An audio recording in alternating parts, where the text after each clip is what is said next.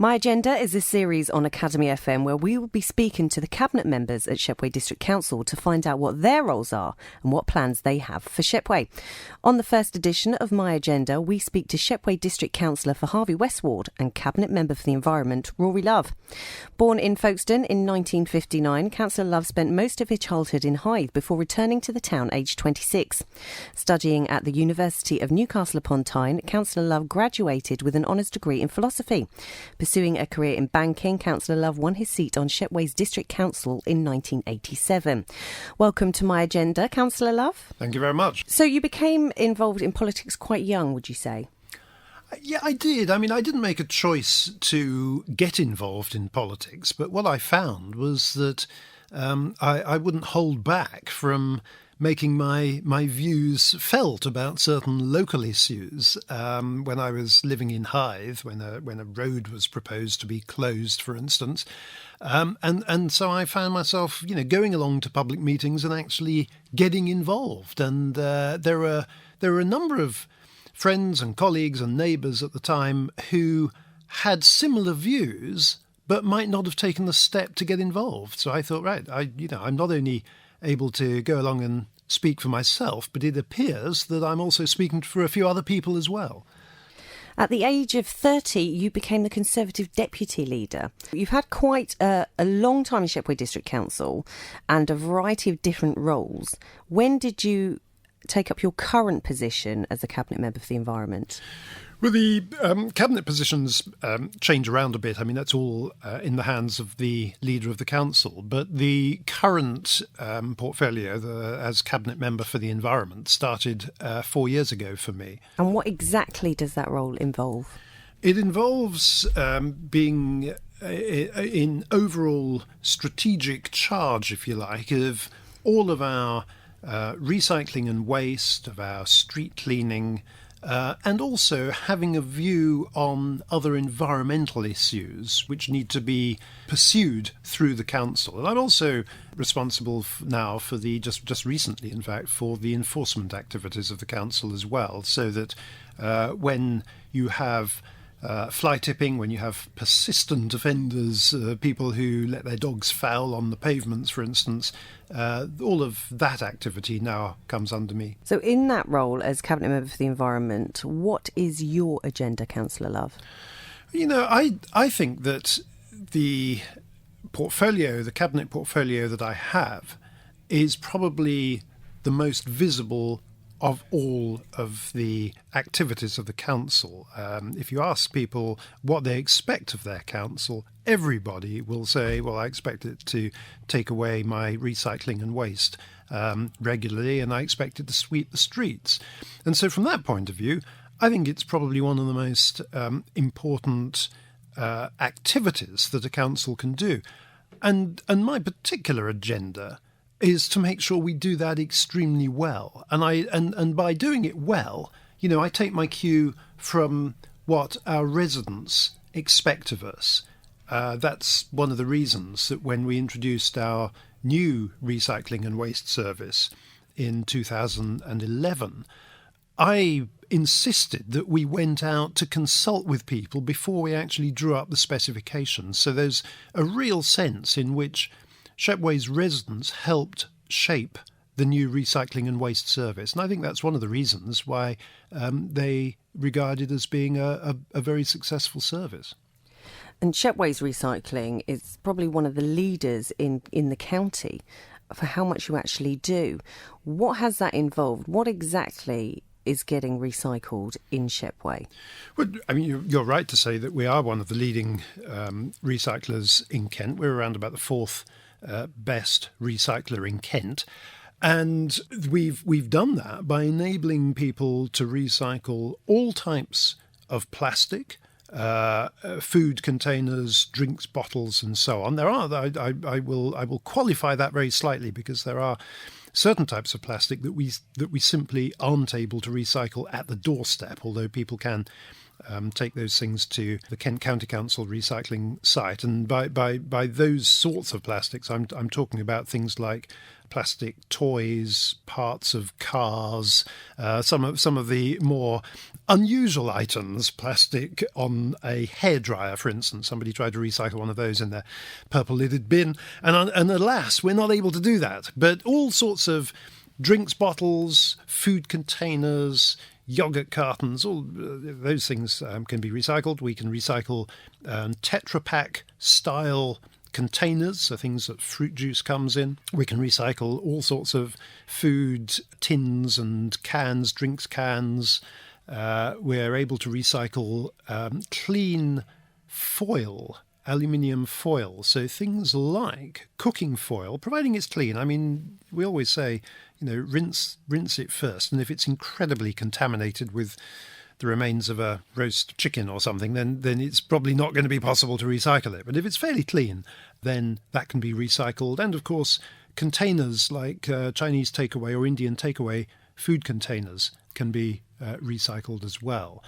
All sorts of food waste, of course, is collected weekly. We restored weekly collections of smelly food waste, paper and card. And of course, we've recently introduced a battery collection service as well. So if people have batteries out of their radios or alarm clocks or whatever, don't just throw them away into landfill. They can be recycled using one of the little plastic bags that we issue. If any of your listeners don't have those, they can get in touch with Shepway District Council. We can send them a plastic bag for collecting batteries. And then those batteries are taken off, broken down into their component parts and recycled. What I'd really like to know is recycling materials that you have at home, perhaps empty containers. How does that work if people aren't washing them out? So if it's, let's say, for instance, a chicken korma, but it's come perhaps from a supermarket, so in those plastic containers, if that's not rinsed out, how does that affect recycling when it gets back to the plant?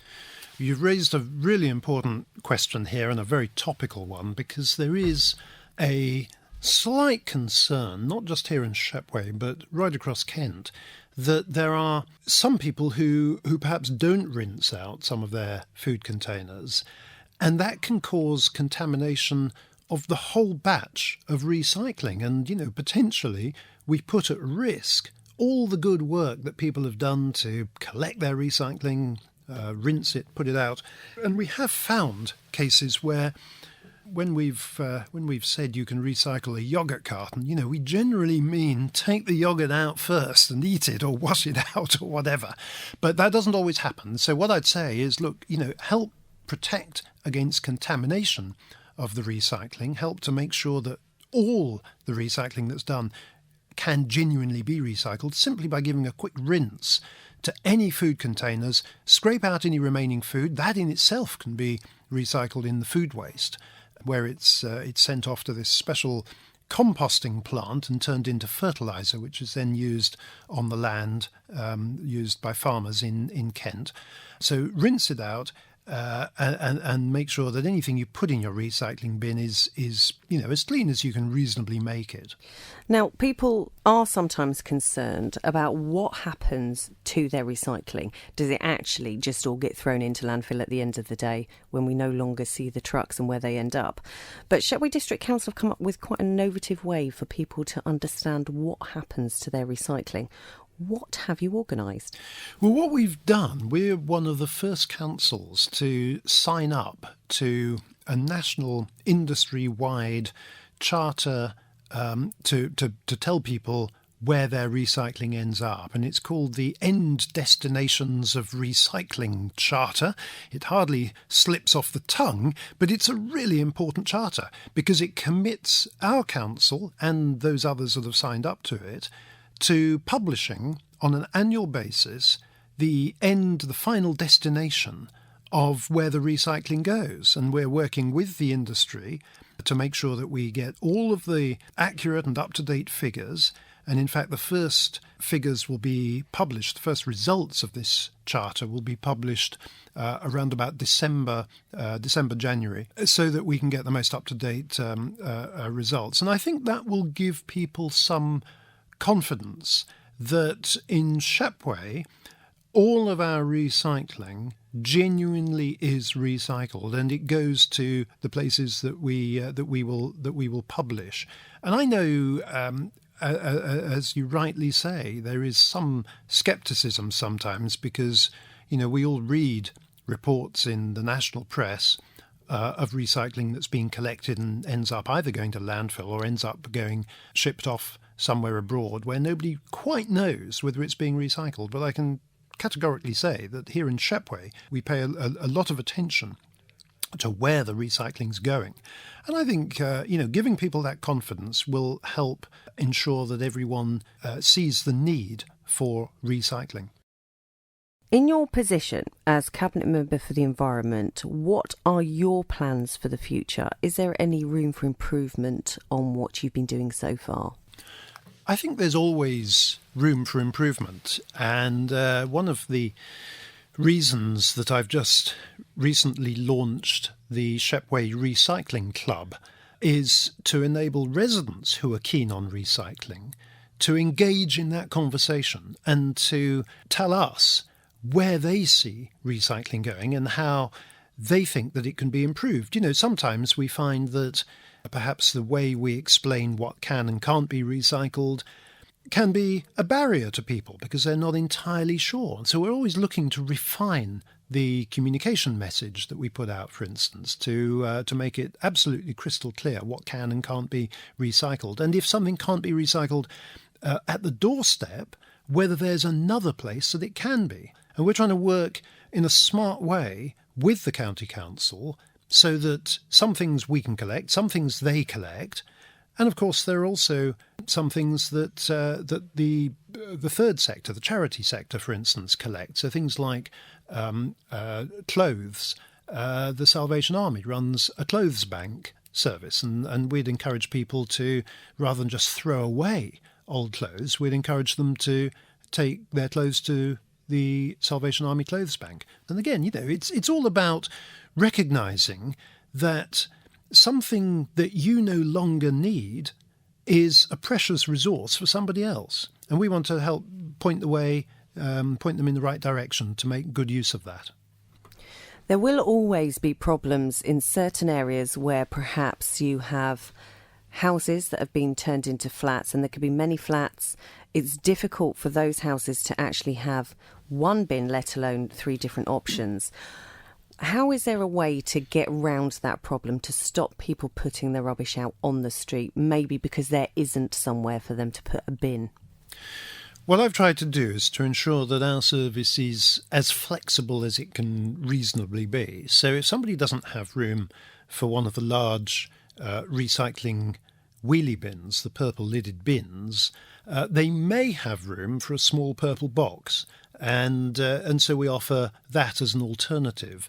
If somebody doesn't have room for their ordinary residual waste bin, the material that can't be recycled, there's an alternative service where people can use sacks instead. And sometimes, very often in fact, the storage for a sack is a little bit easier than the storage for a bin. So what we've tried to do is to tailor the service to meet people's needs. But I think there is also a responsibility on landlords, for instance, when they convert large buildings into a block of flats, to make sure that they do actually provide room for their tenants to store their waste. It's simply not good enough to take the view that the tenants should just dump their rubbish on the public highway. And in fact, that is something that we're cracking down on, because it's not very pleasant for everybody else if the public pavement becomes a storage area for waste.